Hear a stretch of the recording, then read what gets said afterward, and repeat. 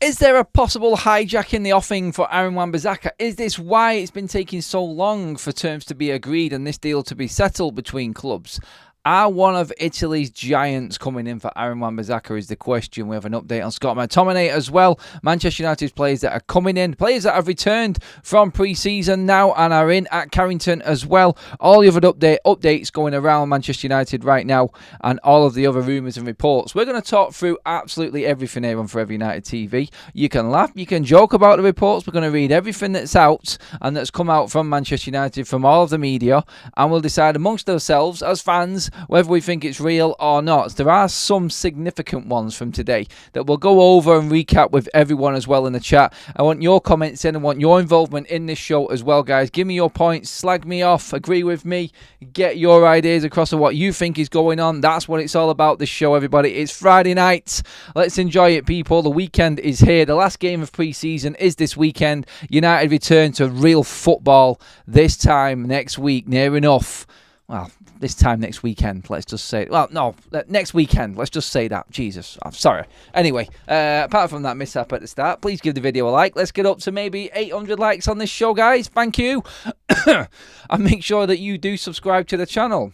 We do things a bit differently here on Forever United TV, and I want to involve you guys with everything that we possibly can. The chat is absolutely on it right now. I've seen so many people just at meltdown mode with what's going on with Manchester United, what is actually happening with this window. Are we going to sign any more players? I've said it all along, just try and be patient with everything that's going on. Something is definitely in the offing right now. All we're hearing is little teasers right now of everything that could possibly be and what is going on.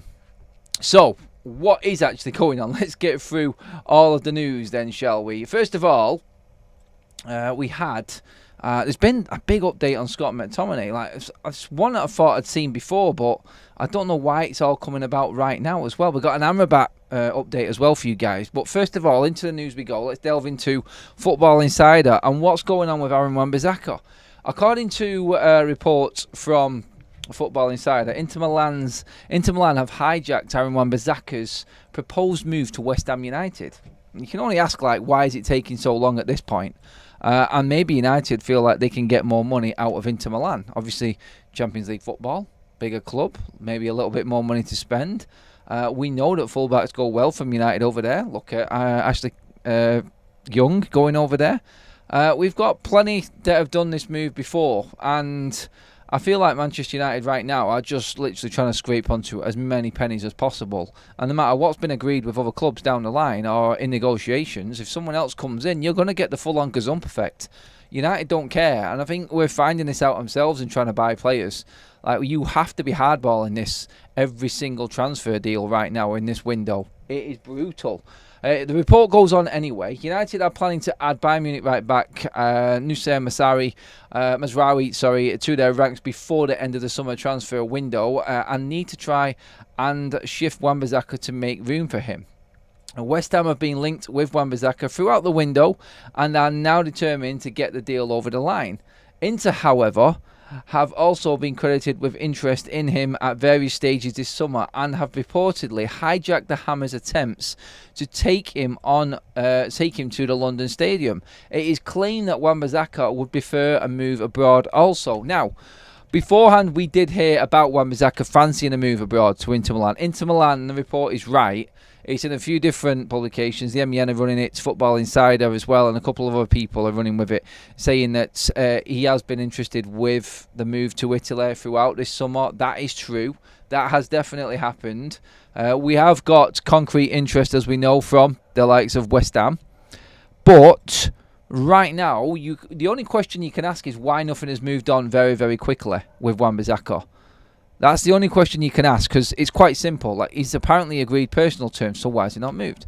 I think Manchester United have just held off. Like, we had the bidding from West Ham. You expect negotiations to go along. Romano has said it. Plettenberg said it. A few people have said it now that this is very, very close. Sky have reported it earlier on today even, and they've stopped talking about it now.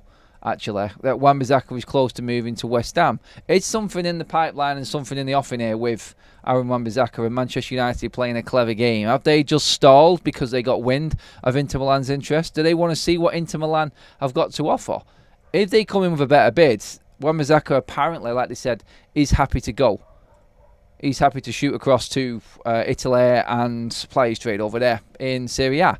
So, really, we just got to keep our ear to the ground with this one again and see if this develops anymore. We said that it was going to be a crazy weekend. Romano came out before and said, hold on to your hats. I know he said this was going to be a crazy week earlier on, but he's also said, and Plettenberg said, like, it looks like Manchester United are about to get very, very busy in the transfer market. That in the in column and the out column. I'll talk about the 5 players that United are actually looking to bring in as well. And it is realistic, guys. It's not just bull and fluff. Like some people shout. These are all genuine links now with players that Manchester United are bringing in and want to bring in. And a bit of a twist on one as well, actually. But we had the story earlier on today regarding Manchester United and Mazraoui. So, first of all, we got Ornstein saying United tried to package up a deal and put a double bid in for De Ligt and Mazraoui. Instantly rejected. Clubs in talks. That was Ornstein earlier on this morning. As we were live at lunchtime today, we had a report. Well, it wasn't a report. It was a cryptic clue from Florian Plettenberg from Sky Germany, who retweeted a post that he put out from the 22nd of July, as in like saying he was the first to actually put this out there. I think that's why he went back. At the time on the show, I was like, why has he brought up the tweet where it's got Manchester United and West Ham both mentioned going for Mazraoui? Because this was like well over a week ago now. I'm thinking, is there some West Ham link in the offing here again? Has something gone wrong here with Aaron Wan-Bissaka? And now Mazraoui's back on the scene with West Ham United. Well, no, it turns out we did get a hashtag of Manchester United and an egg timer from Plettenberg. So Mazraoui is looking like he is very close to a move from the German side of things and their reports. So have United confidently got a deal done for Wan-Bissaka? Because everybody stated so far along the line with this deal that Wan-Bissaka has to go for getting Mazraoui through the door the other way. I was expecting maybe an announcement that Mazraoui's left the Korean tour, that Bayern Munich are on right now for pre-season. We're going to get some news on that. That's not come about yet. But then this sneaky little rumour's gone around this afternoon regarding Inter Milan coming to hijack Aaron Wan-Bissaka. Now, obviously, we know defenders are bred in Italy. Aaron Wan-Bissaka is an out-and-out defender. Simple as. He isn't great going forward. We've seen his limitations, but in terms of defending, the Italians would love him, wouldn't they? They would absolutely idolise him. And I can see why there is an appeal there for someone like Wan-Bissaka. He's of the old school defender style, isn't he? So maybe this is why there's all this delay. Look, there's still quite a confident air that West Ham will get the deal done with Wan-Bissaka. But do you guys think that there could be any little chance that Wan-Bissaka ends up in Italy, in Serie A? Get into the comments now on Wan-Bissaka first of all, guys. I'm going to go through some of your comments. First of all, we do have a super chat in from Alien Red Devils. First one, Adam, Aliens Evolve. He's give yourself a new little channel and name, haven't you there, Pete? Eh? Good for you, mate. Good for you. No way do we want the Super Leah. I don't know what that is. Aaron Wan-Bissaka is the man. Keep him, says Daryl. Elite Baller has sent me and Kaz some virtual flowers. Love that. That's very kind. Adam, do you have your wife's lipstick on? That's very nice of you to say that. Do I actually look like I am wearing lipstick? Are my lips that luscious? I don't know. Sometimes you get some numpty comments in the chat, don't you? But we laugh them off and we have a joke about them. Thanks for putting the laughing emojis alongside that. I'll take that as you just joking around and not being serious. But yeah. 5 more signings, Robert. Yes, I'm serious, mate. I'm serious. I'm going to talk about that. I'm not going to leave you hanging for long, guys. Adam, are you going to write a book? Am I going to write a book, Rob? Let's see. No, is the answer to that one. That's the definite no as well on that. There's a reason why I'm laughing. Inter Milan suits Wan-Bissaka, says Balvinda. Yes, it does. So, guys, come on, get in the chat. Let me know. Do you think that this is a possibility? Richie says, financial fair play is affecting everyone, not just Manchester United. No real big money signings anywhere. So to all you in the chat thinking Ineos doing nothing, think again, it's hard work. It is hard work. And let's not forget, how long has this Champions League, how long has this window got to run yet? There's an awful lot of time left in this transfer window. Super chat in from Siegfried says, I hope for Aaron Wan-Bissaka at West Ham. Team style of play suits Aaron Wan-Bissaka. Fair enough, mate. I get that. Lopetegui being that solid defensive, build from the back, stay in the game, be hard to beat sort of manager. I see that completely still. 100% with you on that one. But I do think Italy is a genuine option for him. I do. How much are the Italians looking to buy? That's the one, Billy. I don't know, mate. That's the thing. That's the mystery in all of this. It's just an approach. Whether or not they're going to beat West Ham's bid. Like, West Ham don't want to pay 15 million. I mean, straight away, I'd be telling West Ham where to go. But I think United are confident they can get it up. I actually think that they're inviting other offers in at this stage and stalling, just so they can maybe bump up the price in somewhat of a little bidding war, maybe. So that's what I'm thinking, the only reason why someone else is coming and why this is dragging on a little bit now. United are playing the full-on transfer window game right now. If Adam has been cheek kissing Kaz, damn, them cheeks are sweet. Alien, you've been drinking today, mate. You've been on the Stella, haven't you? Regan with a super chat says, do you think we need Super League as Premier League officials are rubbish? Do I think we need Super League as Premier League officials are rubbish? Apparently, some of the Premier League ones are the best in the business. Don't worry about what's going to be going on with officials and everything this season. It looks like it is going to get better with automatic offsides, or semi-auto offsides, sorry, and everything like that. But thanks for the super chat as well, guys. Adam, realistically, do you think Ten Hag is going to get the most or enough of his signings done by transfer end so he has no more excuses if things go south by December? Look, I think he'll have more. I'm going to tell and talk about the signings in a minute. But there's no excuse either way for anyone at Manchester United. There's no excuse for Ten Hag, the players, Ineos. Like, they're all accepting of where they are. Everyone who signs up for Manchester United, it should be said and it should be known that you need to abide by certain standards. You need to be held accountable for all of your actions and what you produce. And the players let us down last season. Ten Hag let us down last season as well. I'm not having anyone say it's not just one person or one player or a certain particular bunch of players. Everyone at the football club let the fans down last season. Everyone can agree on that. Everyone needs to up their games. Ten Hag has said it himself. So let's put that to bed. He knows he needs to up his game. Every single player in that squad needs to up their game. And I'm not just letting off the players that we were just in last season, like Mason Mount, Rasmus Højlund. There are levels that you get to that you need to get above to succeed. If you think you've made it now, finishing 8th in the league and actually winning the FA Cup as a major success, then you're never going to win anything major as a player. You need to then go to a next level. Give more on the pitch. Give your manager something a little bit extra. There needs to be a higher bar at Manchester United, and only the senior players on the pitch can provide that and influence the younger lads coming through. Mainu may think he's made it. I don't think he has. I think he's got his head screwed well and truly on. I think the ceiling, the sky is the ceiling for Kobbie Mainoo. It is for Garnacho, in my opinion, as well. But we're already getting concerns into Garnacho's second season, people not rating him at all. So this is what happens. You can't stay still at Manchester United. You need to move above. And this is what I think Ineos are trying to do in the transfer market. They're trying to get the players out that have been there thinking they're at that level and they're okay, when reality is they're not.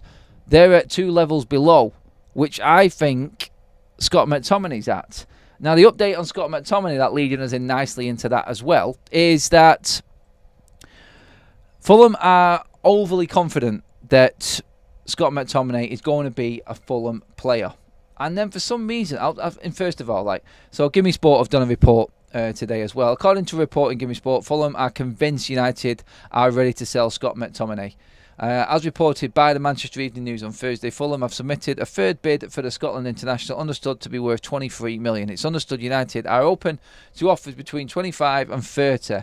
It is claimed, however, that Fulham are aiming not to surpass the £25 million mark in their pursuit of United's Academy graduate.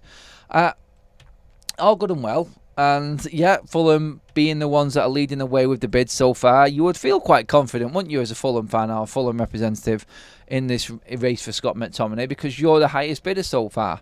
Is anyone else going to come in? And then you get the same. I read this report the other day, and then I'm seeing multiple accounts put it up again. Has something changed that I didn't know about from the other day when I read exactly the same thing as now? I will just go through it again and read the report out. But it's come from Sabah, Turkish publication, saying United midfielder Scott McTominay has agreed personal terms with Galatasaray. The Scotland international is being heavily linked with an exit from Old Trafford this summer. Fulham have already submitted 3 bids for him. Okay, right, 3 bids in. So something has happened past this, and this has been reported again. However, Galatasaray have also expressed interest in him and determined to take him to Turkey. It is reported he has agreed a deal worth €5 million a year, but the length of it has not been disclosed. Galatasaray have not agreed a deal with United as of yet. Like, why is that being reported again now? I don't know is the answer to that. I don't know why that's being reported again. I can understand like the Aaron Wan-Bissaka thing. Obviously, there's been nothing from Wan-Bissaka or any of his people regarding commitment or looking like West Ham are full-on favourite. Like there's been plenty of options for Scott McTominay. Like we knew that Fenerbahce were in for him. We knew that Everton were in. We heard about Spurs. Fulham were obviously the favourites because they've been chasing him for a year. That's why we've got them up there now with the money from Paulinho. They've brought in Smith Rowe. I thought that was it. Apparently not. So they want Scott McTominay as well. And the bid went in on Thursday. And totally rejected by Manchester United. Like it says, 25 million upwards. That's it. There were reports earlier on that United are looking for a package of 30 million. I just like, there's a lot of things going on behind the scenes right now. And the only reason I don't think anything's going to affect Scott McTominay in going to Fulham is that I don't think he wants to make things awkward for Manchester United. I want to go to Galatasaray. Please accept this lower bid. In goes the transfer request and all of that. No. Aaron Wan-Bissaka, I don't think has got any allegiance to Manchester United. Some will say that Wan-Bissaka has been mistreated at United and how many appearances he's had, how he's been shafted. There has been fallouts with Ten Hag as well. We know that for certain. But still, like I look at Scott McTominay and I go, he's definitely... Like, if he's happy to go to Turkey, then Galatasaray need to come in with a bid. They need to come in with that bid. But still... I think Fulham are in pole position for him. I don't think Galatasaray will go anywhere near 25 million. Don't think they've got the money. Unless something happens that we don't know about and all of a sudden riches come to Turkish Premier League. So, yeah, we'll see what happens with it. But it was strange to me that we'd seen them stories about Scott agreeing personal terms with Galatasaray again. I don't know why they've come out all of a sudden again. LM Ellis 89, welcome to the members club. I know you were joking around earlier on, mate. It is totally fine. We like a bit of banter on this channel, guys. We're not all about one man's voice. We like to read everyone's voice and give everyone a chance to talk. But yeah, I do need to get into the signings, the 5 signings for Manchester United and what is actually happening right now. Like Romano has said, like Plettenberg has said, United have a lot of players lined up. We have personal terms agreed with 4 or 5 players already that we know of. Obviously, we're not getting them all, like Brownthwaite, for instance. That's not happening. We know we're talking to Agate. United well and truly in for that deal. But there is another report. I'm going to start with the Amrabat side of things. And yes, you have to class Amrabat as a signing, guys. He's not our player. And I know it's not really one of them sort of... What have I called them before? The glitz and glamour signings. The Galactico sort of... Like the ones that make you stop working and look for the breaking news. He isn't that type of signing, is he? But a report today, according to Italian newspaper... Corriere dello Sport, Former Manchester United loanee Sofyan Amrabat is confident the club will come knocking in pursuit of his signature before the end of the transfer window. Amrabat spent last season on loan at Old Trafford from Fiorentina, and United had an option to sign him permanently at the end of it. He did not play as often as he would have liked, but he ended the season strongly and played a key role in the FA Cup final win over Manchester City. It is claimed that the Moroccan international is confidently waiting for United to make a move for him, amid claims Fenerbahce have made a €10 million bid for his signature. We talked about the fight for Amrabat earlier on, with Jose Mourinho being an admirer trying to take him over there to Turkey. That bid is officially in, apparently. And obviously Manchester United need to move fast. This is why we said that PSG earlier on were putting pressure on United to make their mind up regarding the midfield options. Where United have got players in right now that could probably cover certain areas and we don't have to rush. We could probably see them wait it out till the end of the window to see if we could get a better deal. The clubs that we're dealing with haven't. And they're trying to push United into action right now. How far can United go in this waiting game is the question with the likes of Agate. I don't think De Ligt is a problem. I think he will wait. He will wait. Mazraoui hasn't got a better option anywhere else.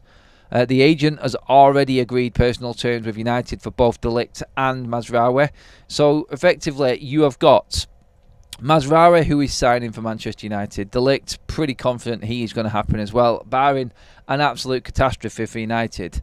I think, like I said earlier on today, Scott McTominay selling of Manchester United and leaving the club is key to a lot. Aaron Wan-Bissaka the same, and Victor Lindelof as well. I think Lindelof has to go alongside De Ligt arriving, or another centre-back, but I'm pretty certain it's De Ligt. So De Ligt, Mazraoui, there's two. Amrabat, Agate. United can get both because they're looking to loan either one of them and buy the other. And then you've got the possible loanee left-back, which we could bring in. Or, of course, Manchester United are obviously looking into Harry Mas. Ten Hag was talking earlier on. He also was talking about Malacia. I think he feels quite confident in covering that area right now. So, are Manchester United going to bring in that fifth signing from now until the end of the window? Because the others, I think, are pretty much nailed on. I do. I feel like one or... You look at Amrabat, you look at Rabiot, you look at Agate. I feel like all of them are completely doable for Manchester United. Whether or not they take two, whether or not they take one, whether or not they look at Kolyov. I mean, Ten Hag has been talking about all of the young lads, saying none of them are really ready or at the level that Mainu and Garnacho were off the back of the tour. And they're not ready to come into the team yet. They've got a bit more developing to do. That's fair, because we don't want to throw young kids in under the bus right into the pressure cooker situation, which is... playing for Manchester United with the expectations of needing to make top four. Guys, please give the video a like. We're at 1,000 people in the room. Thank you everybody for tuning in, watching. We're creeping up over, we've gone over 250. Let's get up to that 500 mark while we're live. I think we can do it, guys. Please give the video a like. I know you're loving the content. But they're the players that we're saying, like, people are throwing... I can see all the names in the chat, actually. I need to come to the chat and get you guys in on this one, actually. I'll bring back Reguilon and Amrabat as two loan signings, says Mike. Get Reguilon again, says Kaze. McTominay may leave. McTominay is leaving, Rajat. Kaze's saying 500 likes. It'd be a great idea. Yes, it would get the 500 likes. MUFC and music. I hope Aaron Wan-Bissaka gets the move he wants and deserves. He's not bad at all, just not attacking enough for us. Fair point. 25 million for Fofana and 10 million for Amrabat will improve our squad. It will improve our squad. If you've got Casemiro in front of him, definitely it will improve your squad. What else have we got in here in these? Mate, I didn't know you started a channel too. Buzzing, good luck. Thanks for that, Kara's left toe. I like it. Great name. Fantastic. Honestly, like, I know everyone's got their own channels and they know people on YouTube, but long way to beating the YouTube names that are on this channel. God, they are the best, honestly. Adam, crunchy peanut, butter or smooth? Now, that's a question for a watch-along, isn't it, that one? It really is. I just bought some crunchy protein peanut butter. Just to answer that question straight out, cut it down. Adam, you are the best. Keep going, bro. You'll get your just desserts. Good luck, mate. Thank you, Graham McGregor. Richie says, if Ineos wanted Amrabat, it would have been done by now. No, it wouldn't. Because Ineos work in a completely different way. Look, they made sure that they didn't overcrowd the situation. So, making sure they were confident on moving players on before bringing players in. Rafael Varane was always going. Centre-back was an option. They brought in the next best thing in Lenny Yoro. Done. In he comes. Martial, definitely leaving. United lacking numbers badly up front. Ten Hag has talked about it constantly. In comes Xerxes. Now we're in a position where we thought we were getting rid of Casemiro. That looked like it was a done deal. No, he's staying. So now it's just put the halt on everything. Which type of midfielder suits Manchester United better? Cover for Casemiro in Amrabat. Agate taking Casemiro's place. We asked that question earlier on today. If Agate is bought by Manchester United, who starts for you? Agate or Casemiro? There's a question that needs answering there. Some people will still back Casemiro on this. Personally, I would still play Casemiro because I think he's come back with a bit between his teeth and he looks stronger this pre-season. He looks like he's ready to go. So I think Casemiro starts ahead of Agate. And I think Ten Hag would start Casemiro. So is he thinking now, I need someone like an Amrabat again to cover? Now I know that Amrabat is disciplined enough to actually play this role. Therefore, then, looking for a replacement for Scott McTominay, who would automatically be Adrian Rabiot. So, yeah, it's changed constantly all of the time, this transfer window. And there's different situations and different outcomes come out of every single bleeding transfer.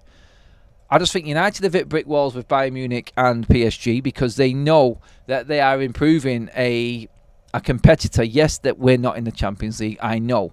But I think they're aware that United are looking to get back to the top and they're looking to fleece United for as much as they possibly can. So, honestly, I think United are still in a position where, you know what, Mazraoui, 100% certain he's coming in simply because Aaron Wan-Bissaka is going to leave Manchester United. Midfielder will come in. I don't know which one. Honestly, I think it'll be two. Crazy as that sounds, I think it'll be two. And we'll see. We'll see how that pans out because there are still a lot of options for Manchester United in that midfield department, I feel. Someone's talked about Fofana, Zubimendi. I would love Zubimendi, but I was like talking to Graham and Kaz last night, and it's just, I think he is a one-club man. He is sort of fixated and driven by Real Sociedad. I just don't see United having enough time to convince him to get him in. And if you really, really, really have to convince a player, is he worth chasing in the first place? You have got 3 players there pretty much already agreed to come to United. We're just trying to iron out the deal. Like when the player wants to come, you go out a little bit more to make things happen. And I think United have done that with every single target that we've brought in. I think it's been very clear that we've approached it that same way. We make it look like it is a impossible task to turn Manchester United down. Adam, do you think we will bring in 2 midfielders like Agate and Amrabat? I do. I think we will bring in 2 because Scott's going. I think obviously, like last season right now, when you look at Manchester United's midfield, we are behind. So you can guarantee a midfielder is coming in because we've lost one already in Amrabat from what we had last season. If Mctominay goes, United need to buy 2 midfielders. We do. Use the opportunity to bring in someone to help Kobbie Mainoo. I think an 8 is perfect. We need a 6 and an 8, I feel. We need help for Casemiro at 6 and we need an 8 for cover for Kobbie Mainoo because as young as he is and as much as we want him to play every single game, he still needs to be looked after and made sure he isn't overplayed and overcooked. They need to look after Kobbie Mainoo next season because people will know who he is. And you know what happens? Second season syndrome is a killer at Manchester United. There are many that have come a cropper from second season syndrome. And there has been a lot of young academy players that have shone, burst onto the scene, and then bang, the season after, figured out, not had the support they needed, and they've fallen away. It's happened to many. And you can count them, guys. You can name them. I know you all can. Peter says, Adam, great show and news. Aaron Wan-Bissaka is a player bought in a different manager with different style of his. Not a bad player, just different team style. What do you think? Pete, completely agree, mate. Completely agree. He is. He was an Ole Gunnar Solskjaer signing. Ollie was a counter-attacking manager for Manchester United. Wan-Bissaka can be that last-ditch defender. Great tackler. pull tackles out of nothing. Like, honestly, there's moments in games I've watched Wan-Bissaka pull the ball back from a striker's foot just as he's about to hit it into an open goal. And it's just like, how is he even managing this? When you play that risk football, you're counter-attacking, you send a lot of players forward at once. You need that player who's a good one-on-one defender. And Aaron Wan-Bissaka was that. I think he fits Ole Gunnar Solskjaer perfectly in how he played. And he just doesn't fit in now. And you're right. That is what Aaron Wan-Bissaka is. He's a defender, a great defender from another manager with a different plan and a different approach that just isn't going to fit at Manchester United going into this season, I don't think. Realistic 27, hi Adam, hello mate. With all the players we have signed and we're linked with, are you confident we have enough creativity to score more goals and win games convincingly? This is where everyone has a go at me and says that I've got this so-called Ten Hag agenda. Look, it's on the manager, mate. It's the tactics. He knows what these players have got. He has backed these players constantly. There are players that need to pull the finger out and get behind him, yes. I do think we've got enough creativity. This is why I'm liking the sort of Rabiot signing. If it can be done right and at the right money, yes. If we're talking stupids, nah, see you later. Unfortunately, we will have to suffer a little bit and try and find someone else. But for the sake of the long-term future of United, the deal has to work right this summer for him. Otherwise, walk away. Walk away now. Give him loads of incentives just to try and play well. And you know what? Maybe we'll find the real Rabiot. Everyone's got this bad picture of him because of his mom and what he's like. But to answer the question, mate, I do feel like we have got enough in this team to create. We did create a lot of chances. Well, not a lot of chances, but we created enough chances last season, I feel, to warrant being in a better position than where we was. We just couldn't finish our dinner a lot of the time as well. Realistically, every single player, like I said at the top of this show, mate, needs to start turning up again and going to that next level. Adam, do you think Rabiot is the last resort if we don't sign Agate? It's a different player, mate. I could see Agate and Rabiot both coming in. I don't think Agate changes Ten Hag's mindset in trying to get Rabiot. I think Ten Hag likes Rabiot. He's chased him for a couple of seasons now and not got him. And now he can get him on a free, thinking that there is a possibility Eriksen might be out of the door as well. Let's not forget, by the end of the summer, then he is going to go for Rabiot. It's up to Ineos to make the deal happen. I can imagine a conversation going down as like, I like Rabiot. He doesn't fit our model, though. He doesn't fit our profile of player. He's into his late 20s now. We're looking for younger players. Yeah, but he's free. Okay, how much money is he going to cost wage-wise? It's not going to be what we like. Is he willing to drop his wages? Let's have this conversation and let us do our job and see if we can get this player in to help us this season on a 3-year, 2 or 3 year contract, something like that, and then we move forward from there. But yeah, just to round it up again, so the players I see coming into Manchester United, obviously De Ligt and Mazraoui. I see Amrabat, two of Amrabat, Rabiot and Agate, personally. I think we'll get 2 midfielders in. And then you're looking at that extra forward, I feel. I think he will look for someone else. If he's getting rid of Hannibal, if he's getting rid of Palestra, I still think that there's a chance Manchester United might get rid of Jadon Sancho before the end of the window. And if an opportunity knocks, I think United will jump all over it for another forward. I really do think that they will look to bring in someone else if they possibly can. Look, there are many options for Manchester United in the defensive area as well. Left back situation, another centre back, some people would say, maybe even another centre midfielder. But looking at what we've got, looking at who we know is going to leave, I feel like they're the positions that Manchester United are going to be in for. And let's not forget, like, Amrabat wants to come, Agate wants to come, Rabiot wants to come, De Ligt wants to come, Mazraoui wants to come. Can Ineos get some of these players out to make all of these deals happen? We are in a position, strangely, not offering mega money to players, not paying big transfer fees, attracting players into Manchester United when we're even not dining at the top table of European football. So, that is the positive in all of this for United. Players coming back as well. I thought that Bruno and Dalot were going to be back next week, but Bruno Fernandes, Diogo Dalot, Alejandro Garnacho, Altay Bayinde, all back in pre-season training, back at Carrington today. They will be followed by Lisandro Martinez on Monday, Luke Shaw and Kobbie Mainoo as well. And like I said, this weekend, United play in South Carolina against Liverpool in the early hours of Sunday morning. So 12:30. You could say it's Saturday night, 12:30. You know what I mean? Officially Sunday morning at 12:30. So late kickoff again for United, but United will be flying straight back from there. They'll be back. Everyone will be back at Carrington on Monday, and we can start looking forward to real football again.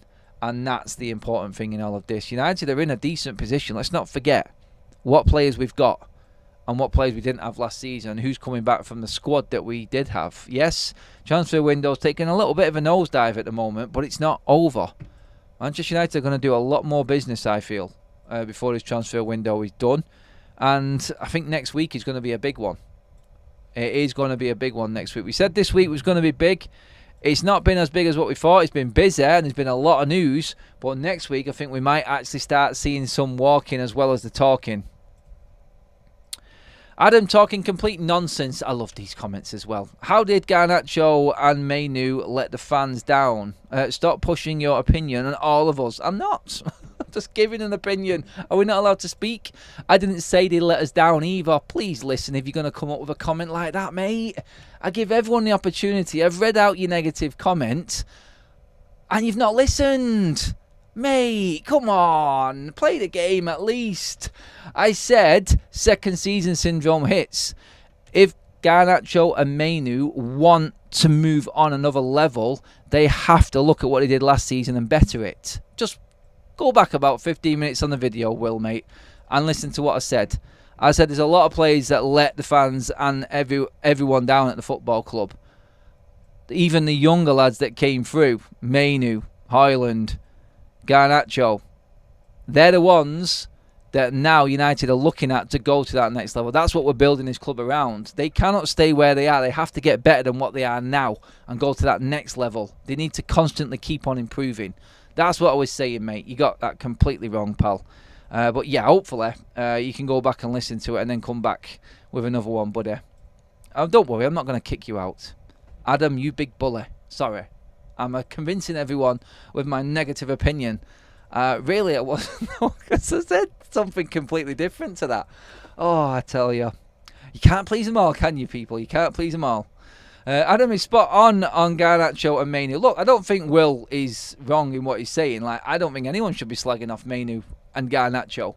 I just feel like some people hear it the wrong way because they hear so much negativity. And I did say, like, some fans have actually got it in for Garnacho. They don't actually rate him.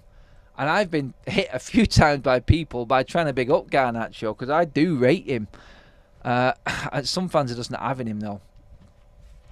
Please give the video a like, guys. We've got over 400 live likes. That's immense. Thank you, everybody. Absolute legends, a lot of you. Share the video as well. Get your comments in as well, guys. We're not done yet. Plenty to talk about from you guys. Dill says, Mainoo and Garnacho may be tired from the Euros. We need to give them enough rest and not overplay them. Look, I'm glad that these players have been given loads of rest time. The best decision that Ten Hag made this summer, and he knows this. He knows he called it right because he's talked about giving the players the right rest time. Recovery is everything for these players now. And the likes of Bruno, Dalot, consistent every game last season. Mainoo, Garnacho, game after game after game. At the shittest time of the season when all the scrutiny was piled on this team. Them four in particular stood out for Manchester United. And I'm glad that they got their extended breaks and had nothing to do with the pre-season tour. Because you know what would have happened. You know what would have happened. It would have been one of them bleeding four that came a cropper. And we would have been right into the negative tone going into the season if we had someone like that injured. But no, they're not. They're back training. They're fully fit. Followed by Luke Shaw as well. And Leach are both coming back into this Manchester United side. Yes. Come on at the start of the season. Please be fit, Leach, for the Community Shield. Please be fit. Please be fit. I don't want Lindelof and Maguire starting that game, please. We could do with these experienced players like De Ligt, Rabiot, Tony, watch them cook. Experience, do you know what, in a weird way, I think it might be a bit of a silver lining Casemiro staying. Another season. Maybe there'll be a part of this season when Collier actually gets some extended game time. And then You've got the likes of Casemiro there still at the club when he'd have been missing this summer. What a player to come through and be talking to and learning from in your first full senior season at Manchester United. In Casemiro, the man has won everything. And I said this coming into the back end of last season. I said losing Varane, losing Casemiro, there'll be massive losses for Manchester United. Simply because of the experience. Who are the leaders at the football club? You've now got the likes of Leacher. He's won a League Cup. He's won an FA Cup. He's won a World Cup. He's won a Copa America. He's played with the best. This guy's an experienced winner. People don't he's not won the Champions League. He's not won the Premier League, but he's won pretty much everything else, hasn't he? This guy's used to winning. He's a leader. Casemiro has won everything. Leader. There's your spine right there. And then you've got the likes of Bruno Fernandes just in front of them. The experienced player in Bruno Fernandes, the captain of the football club. It starts to look a lot more better. It looks a lot better for Manchester United, I feel. Even with the way that the window has sort of derailed a tad, I'm still very, very upbeat and confident about Manchester United's season ahead. Adam, we have promising academy players like Adana, Welbeck, Zaha, etc., who didn't perform and become a hit in other teams because we didn't look after him. We did not look after him, I don't think.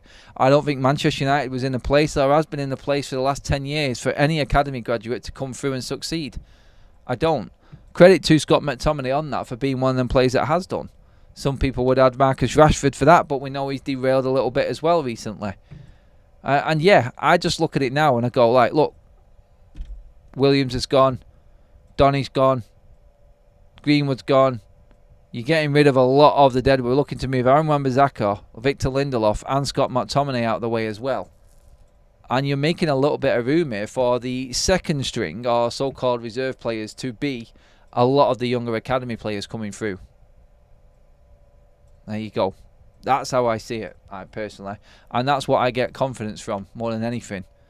I can't lie, completely not fussed about the Community Shield next weekend. My only hope is that we come out of the game injury-free. JT, I'm with you, mate. I am totally with you on that one, buddy. Just Fulham.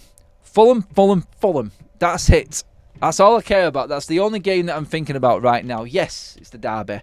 Yes, people will say, look, it's a trophy, and you get to beat Man City. It would be lovely. To beat City 2 times in a row at Wembley and pick up 2 trophies in front of Pep Guardiola, you can't really say there's much better than that right now for a United fan. Because we're not going to win the league, are we? Or the Champions League. So what's the next best thing? Taking as many trophies away from the noisy neighbours as you possibly can. And then rub it in Pep's face. Look, City never win the Community Shield. They always lose it, then they go on to win the league. So they're probably going into that game hoping that they bleeding lose, going off how their seasons usually pan out. But yeah, I'm more concentrated on the Fulham game. I really want Manchester United to kickstart, give us a confident performance against Fulham, because the next 2 games I am not fully convinced about. Bad fortunes in both, as in Brighton away and Liverpool at home. Obviously last season was great for Manchester United against Liverpool. Totally derailing Jurgen Klopp's last season was fantastic. But you just don't know what's going to happen with Arne Slot. It's a different Liverpool side. And you know how football works. We could be having this high, we could be laughing at Klopp going, and they turn up to Old Trafford and beat us. And can you imagine going into that international break off the back of a defeat, and then the negative scrutiny atmosphere that's going to be around Old Trafford if Liverpool beat us? It's a while away yet, and we've got a few more games to play before that, but to win the first 2 games would take all of the pressure off this season. Just get a good start. Get a nice 7 points out of the first 9 games. Go into the international break right in the mix there. Transfer window is over by the time we get back. Settle into the full season. Europa League, League Cup, everything like that. We've got more than enough squad players to actually deal with some of them early stages of the League Cup and the Europa League. So look at it positively, guys. That's how I'm looking at it right now. The only thing that's going to take my positivity away right now is another bastard injury. Honestly, that will be it. I'll be ready for absolutely just giving up completely on ever having a fully fit team, or there being no excuses about injuries coming out. it's only going to go tits up if it's multiple big player injuries. And you just don't know, do you? Like, pre-season, it's better than last season, I would say, but still, like, would have taken last season's pre-season and the results not being good and having a fully fit squad over the one we've had now with a couple of good results and performances, but losing 2 key players? I think I'd have rather taken a shit pre-season and everyone stay fit, to be honest. Form counts for absolutely nothing in pre-season. Man United know this more than anybody else. Guys, that's it. Show finished. Thank you, everybody. Brilliant show on a Friday night. Well over 1,000 in the room with us there for a good chunk of that show. Thank you. We're at over 450 likes, guys, as well. Keep liking the video. Let's get that up to 5 as you're just finishing up, guys. And then we should hit, what did I say, about 800 by the time it's gone out onto YouTube later as well, everyone. But thank you so much for joining us. It has been a good one. I've loved your company tonight. It's been a really good show. The comments have been absolutely banging, guys. Please give the video a like. Thank you for the super chats. Thank you, mods. Thank you, members. Any new members who've joined tonight as well, of which there have been. Welcome along to Forever United TV. We do it differently. We do it with a laugh. We do it with a community that want to be part of the conversation, not just listening to someone else drone on about his own opinion. I do talk a lot, but I do like to listen as well. That is the difference. Guys, have a fantastic evening. Friday out, FUTV. See you in the morning, everybody.